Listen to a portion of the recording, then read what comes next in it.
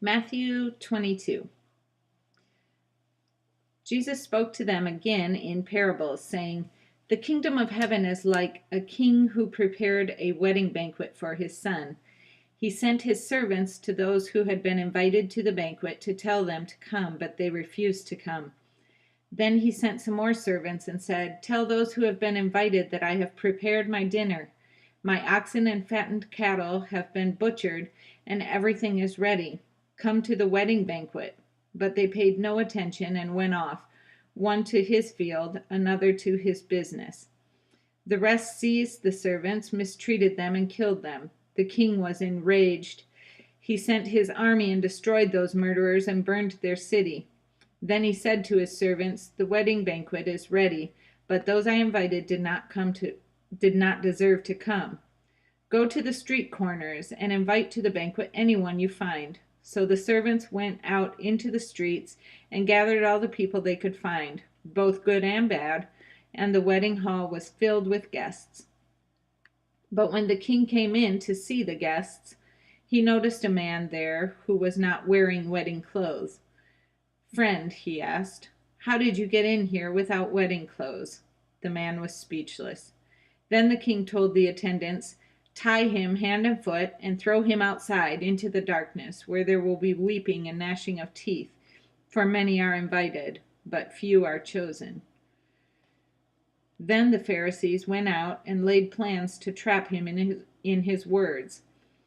They sent their disciples to him along with the Herodians. 'Teacher,' they said, 'we know you are a man of integrity and that you teach the way of God in accordance with the truth. You aren't swayed by men because you pay no attention to who they are. Tell us, then, what is your opinion?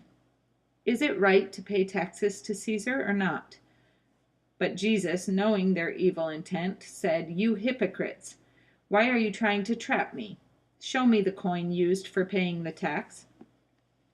They brought him a denarius, and he asked them, 'Whose portrait is this, and whose inscription?'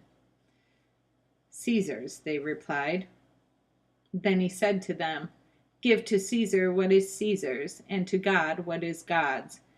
When they heard this, they were amazed, so they left him and went away.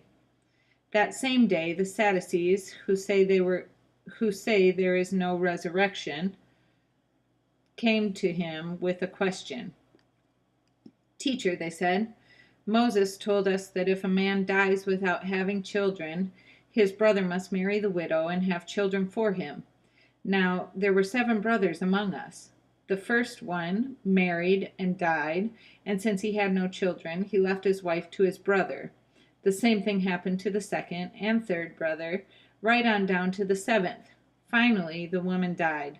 Now then, at the resurrection, whose wife will she be of the 7, since all of them were married to her?' Jesus replied, 'You are in error because you do not know the Scriptures or the power of God. At the resurrection, people will neither marry nor be given in marriage. They will be like the angels in heaven. But about the resurrection of the dead, have you not read what God said to you? I am the God of Abraham, the God of Isaac, and the God of Jacob. He is not the God of the dead, but of the living.' When the crowds heard this, they were astonished at his teaching." Hearing that Jesus had silenced the Sadducees, the Pharisees got together. One of them, an expert in the law, tested him with this question: "Teacher, which is the greatest commandment in the law?" Jesus replied, "Love the Lord your God with all your heart and with all your soul and with all your mind. This is the first and greatest commandment, and the second is like it. Love your neighbor as yourself. All the law and the prophets hang on these 2 commandments." While the Pharisees were gathered together, Jesus asked them, "What do you think about the Christ?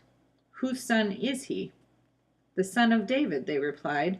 He said to them, "How is it then that David, speaking by the Spirit, calls him Lord? For he says, 'The Lord said to my Lord, sit at my right hand until I put your enemies under your feet.'